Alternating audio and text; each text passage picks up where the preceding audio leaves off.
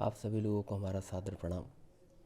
आप लोग हमारा वीडियो देखते हैं, हमें बड़ी प्रसन्नता होती है। हमारा विश्वास पैदा होता है कि मैं अगला वीडियो बनाऊं। तो आज हम एक नए वीडियो के साथ उपस्थित हो रहे हैं। आज हम देश के सामान्य परिवार और उनको मिलने वाली स्वास्थ्य सेवाओं पर चर्चा करेंगे। जब हम सामान्य परिवार की बात करते हैं तो इसका सीधा सा अर्थ होता है कि भारत की के सामान्य परिवार में वो सारे लोग आ जाते हैं जिनकी इनकम आप तो 15 से 20 हज़ार है। ये सामान्य परिवार में आते हैं और इनकी आबादी भारत में कम से कम 40 करोड़ से ऊपर की है। इसके पहले मैं आप लोगों को स्वास्थ्य सेवाओं के पहले मैं आप लोगों को कुछ जो है आंकड़े बताना चाहता हूँ, उसे ज़रा ध्यान से सुनिएगा। ये आंकड़े जो है दो जगह से लिए गए हैं। एक विश्व प्रसिद्ध शोध पत्रिका है लैंसेट, जो अमेरिका की है, उनसे लिया गया है, और दूसरा ICMR से। ICMR मतलब भारतीय आयुर्विज्ञान अनुसंधान परिषद। इन दोनों इन दोनों जगहों से जो आंकड़े लिए गए हैं उसको पहले मैं आपको बताना चाहूँगा। इसे ज़रा ध्यान से आप सुनिए। पहली बात, भारत अपने सकल घरेलू उत्पादन का 1.3% ही स्वास्थ्य सेवा पे खर्च करता है। अब सकल घरेलू उत्पादन क्या है? जैसे आप देखेंगे अंतर्राष्ट्रीय मुद्रा संगठन ने IMF ने वर्ष 2019 अक्टूबर में विश्व की 10 शीर्ष GDP रैंकिंग जारी की। उसमें भारत का 5वां स्थान है। माने भारत की अर्थव्यवस्था जो GDP है, कुल GDP 2.9 ट्रिलियन डॉलर थी। इस सूची में पहले स्थान पे अमेरिका था, दूसरे स्थान पे चाइना, तीसरे स्थान पे जापान, चौथे स्थान पे जर्मनी और 5वें स्थान पे भारत। मैं ये इसलिए बता रहा हूँ कि जिस देश की GDP 2.9 ट्रिलियन US डॉलर हो, वह अपने देश में नागरिकों पे जो स्वास्थ्य सेवा पे खर्च करता है उसका कितना परसेंट खर्च करता है? केवल 1.3%। आज दूसरे पॉइंट पे आते हैं। भारत में स्वास्थ्य सेवा पर प्रति व्यक्ति औसतन खर्च $69 है। $69 मतलब समथिंग 1600 रुपया। ये वर्ल्ड बैंक की रिपोर्ट है। तीसरे पॉइंट पे हम बात करते हैं 70% स्वास्थ्य सुविधाएं, मतलब बेहतरीन हॉस्पिटल जो हैं, भारत की जो सबसे बेहतरीन हॉस्पिटल हैं उनमें 70% जो हॉस्पिटल हैं वो देश के 20 टॉप महानगरों तक ही सीमित हैं। जैसे आप एम्स में जाना पड़ेगा आपको, दिल्ली, PGI के लिए चंडीगढ़ से बहुत सारी, मतलब इस तरीके से 20 शहरों में ही 70% सुपर हॉस्पिटल मतलब बने हैं। चौथी बात पे हम बात करते हैं, जो भारतीय हैं 30% भारतीय, अर्थात 100 में 30% मतलब 30 करोड़, 30% भारतीय स्वास्थ्य पे खर्च करते एक साल में खर्च करते करते गरीबी रेखा से नीचे आ जाते हैं। ध्यान से हमारी बातों को सुनिएगा। चौथी बात, नेक्स्ट विश्व की जितनी बीमारियां होती हैं, कुल बीमारियों में से 20% से ज़्यादा की हिस्सेदारी भारत के पास है। अब नेक्स्ट बात करते हैं, भारत में जो भारत की जो कुल आबादी 132 करोड़ है, इस आबादी के लिए जो पंजीकृत डॉक्टरों की संख्या है वो 10 लाख है।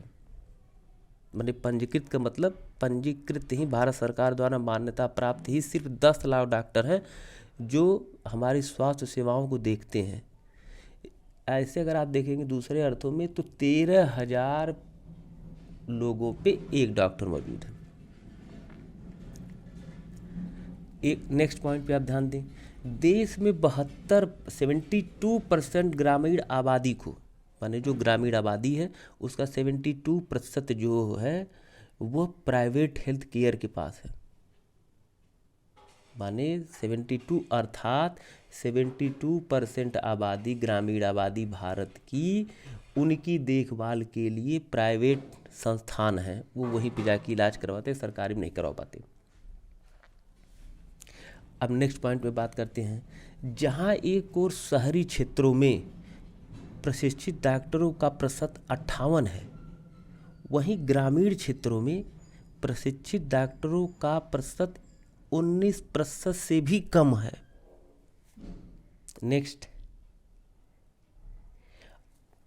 देश में उपलब्ध जो 10 लाख डॉक्टर हैं, पंजीकृत डॉक्टर हैं, उनमें से केवल 10% डॉक्टर ही जो है सार्वजनिक जगहों पे आपको देखते हैं, और शेष अपनी खुद की प्राइवेट क्लिनिक चलाते हैं। अब आप सोचेंगे मैंने ये सब क्यों बताया, मुझे पता है कि ये सब आप बातें जानते हैं, फिर भी सुनना जरूरी था। अब हम थोड़ा एक दूसरे एंगल से बात कर लेते हैं, दूसरे चैप्टर से, दूसरे पे आते हैं हम।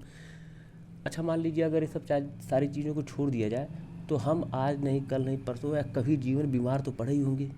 चलिए पहले हम चलते हैं सरकारी हॉस्पिटल के पास। तो जब हम सरकारी हॉस्पिटल जाते हैं तो पहले जब वहाँ पहुँचे होंगे तो ये देखते हैं कि पहले तो वहाँ की जो है मतलब साफ़ सफाई बहुत एवन नहीं है। हाँ, ये सही है कि वहाँ पर्चा 1-2 रुपए में बन जाएगा। फिर वहाँ आप पहुँचे तो हो सकता है डॉक्टर आपको न मिले, न मिले, या मिल भी जाए तो दवाएं लिखेंगे बाहर की जो काफ़ी महंगी होती है। अगर मान लीजिए कोई खुदा न खास्ते कोई जांच वोच लिख दिया तो वो जांच भी आप वहाँ नहीं करा सकते, क्योंकि वहाँ की जो पैथोलॉजी से लेके जितने से जो पैथोलॉजी हुई, और आप मान लीजिए टेस्टिंग सेंटर है, जैसे एक्सरे हुआ, अल्ट्रासाउंड हुआ, और इससे थोड़ा सा ऊपर जाएंगे आप तो वहाँ पे वो सुविधाएं अवेलेबल नहीं है। वो आपको कहेंगे बाहर से करवा के लाइए। पर्चा लिए 1 रुपये 2 रुपये 5 ऐसा पर्चा बना दिया। यहाँ भी अव्यवस्था। फिर यदि आप प्राइवेट में चले गए दिखवाने तो वो तो एक बिजनेस है। जैसे ही आपको पकड़े, वो देखे तो उनको समझ में आ गया कि चलो कोई बात नहीं, बहुत दिनों बाद कोई मिला, चलो इनको पहले लपेट दें। वहाँ अगर आप गए, जांच करवाए, आप तुरंत एडमिट करता है आपको, पहला काम। और जांच करते कराते आप 10,000, 15,000, 20,000, 50 जैसे हो आपको ले लेगा, और आप गरीबी रेखा के नीचे आ जाते हैं। हम ये सब मैं आपको इसलिए नहीं बता रहा हूँ कि आप नहीं जानते हैं, ये सारी बातें आप जानते हैं, और जानते ही नहीं हैं। हमें लगता है इसमें से बहुत सारे लोग रूबरू होंगे, मतलब इस पीड़ा को झेल चुके होंगे। और जो अभी मैंने सारी रिपोर्ट बताई, उससे लगता है कि हमारे यहाँ स्वास्थ्य सेवा पर ध्यान नहीं दिया जाता। तो ये बताइए, सरकार स्वास्थ्य सेवा पर ध्यान नहीं दे रही है, ये स्पष्ट है। दोहराना चाहूँगा कि 2.9 ट्रिलियन US डॉलर की आबादी वाला देश, विश्व की सबसे बड़ी अर्थव्यवस्था, 5वीं अर्थव्यवस्था वाला देश, अपने GDP का इतने पैसे में से केवल 1.3% हिस्सा ही स्वास्थ्य पे खर्च करता है। क्यों खर्च करता है? तो सबसे महत्वपूर्ण बात, हम थोड़ा सा क्रम में आगे बढ़ते हैं तो हमें देख रहे हैं कि आखिर में ये सब जो हम झेलते हैं, ये क्यों झेल रहे हैं। आपने कभी ये आप जानते हैं, मैं नहीं, मैं भी अगर कहीं हॉस्पिटल में गया हूँ या बाहर की दुनिया में गया हूँ तो मैं भी देखता हूँ ये बुरा है, ये बुरी चीज़ें हैं और ये गलत है। मैं जानता हूँ कि प्राइवेट हॉस्पिटलों में मनमाना चार्ज है, मनमानी चीज़ें ली जाती हैं और उसमें आप और हम कुछ कर भी नहीं पाते हैं। और सरकारी हॉस्पिटलों की व्यवस्था बेहद दोयम दर्जे की है। तो हम रोज हम जो है फंसे रहते हैं। तो आखिर में ये बताइए, ये समस्या हम झेलते हैं ना, हम आम आदमी ही तो ये समस्या झेलते हैं। कोई बड़ा आदमी जिसके पास काफ़ी पैसा है, आप उसको ऑफिसर्स, IAS ऑफिसर्स को रख सकते हैं, मंत्री को रख सकते हैं, और बिजनेसमैन को रख सकते हैं, वो तो नहीं झेलते ना। लेकिन उनकी आबादी तो मिनिमम है, सर्वाधिक तो हम झेलते हैं। और जब हम झेलते हैं तो हमने इसका निराकरण क्यों नहीं किया? अगर आज नहीं निराकरण करेंगे तो कब करेंगे? जो समस्या हम घर में होते हैं, हमारी बहुत सारी समस्याएं होती हैं, हम उसे दूर कर लेते हैं।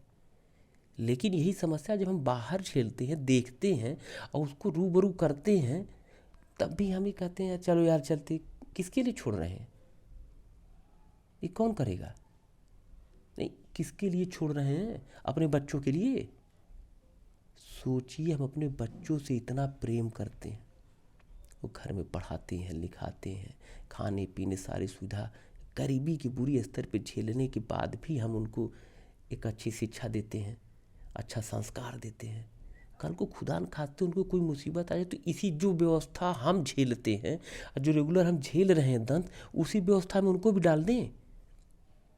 क्या एक पिता होने के नाते या एक पुत्र पिता होने के नाते क्या हमारा यही कर्तव्य है? कब बदलेंगे आप? आप इतने लोग, इतने करोड़ आबादी हमारी है, और उसके बाद भी आज 70 साल से जिस व्यवस्था को हम झेल रहे हैं, इसके पहले तो और बुरी थी, जो झेल रहे हैं उसको हम बदलवे नहीं करते। हो सकता है आप सुनने के बाद मुझसे कह रहे ये तो वही बातें हैं जो सब लोग बताते हैं, बता नहीं। मैं इसलिए नहीं कह रहा हूँ, ये मैं इसलिए बताना चाहता हूँ कि आप अपने आने वाली पीढ़ी के लिए ये व्यवस्था बदलिए। अरे आप जो कष्ट आप झेलते हैं और झेले हैं, वही अपने बच्चे को भी दे देंगे। अगर आज हम इसको नहीं बदले तो कल को हमारे आने वाली पीढ़ी भी इससे झेलेगी, इस दुर्व्यवस्था का शिकार होगी। अब फिर वो भी ना बदली तो वो बदलेगी, मतलब सिस्टम चलता जाएगा और हम एकदम कन्फर्म है कि हम नहीं बदलेंगे। प्रभु बदलिए। जो दुख आता है, ईश्वर हमारे साथ है। हमने आज तक बहुत सारी समस्याओं का निदान किया है, इसके लिए भी हमें ही आगे आना होगा, कोई और नहीं आएगा। आगे आइए, उसे बदलिए, समस्या का निराकरण करिए, ताकि आपकी आने वाली पीढ़ी को कोई समस्या न हो। उस पीढ़ी की हम बात कर रहे हैं जिससे आप सर्वाधिक लगाव करते हैं, जिससे आप सर्वाधिक प्रेम करते हैं। सोचिए, जिससे आप सर्वाधिक प्रेम करें और उसी को ये सब झेलना पड़े तो कितनी तकलीफ की बात है। आज हम यहीं तक हैं, नेक्स्ट टॉपिक में जल्दी आपसे मिलेंगे। लेकिन हमारा निवेदन ये आप लोगों से है बहुत, आप इसे दूर दूर तक फैलाएं, लोगों को बताएं, मेरी विचारधारा से अवगत कराएं, मुझे प्रसन्नता होगी। और दूसरी बात, जो सबसे महत्वपूर्ण बात है, इस चैनल का सिर्फ एक ही उद्देश्य है कि जब तक अमुक व्यक्ति वहाँ नहीं पहुँच जाता है या आप वहाँ नहीं पहुँच जाते हैं, तब तक ज़्यादा से ज़्यादा लोगों को ये बताइए, ये समझाइए कि ये दुर्व्यवस्था है, इसे आप ही दूर कर सकते हैं और आप ही दूर करेंगे, क्योंकि आपके पास सबसे बड़ा अधिकार है चुनाव का। अब इस पे हम लोग बाद में चर्चा करेंगे। आप हमारा मनोबल बढ़ाते रहिए, और आपने वीडियो को देखा इसके लिए आप लोगों को बहुत बहुत धन्यवाद। सादर प्रणाम।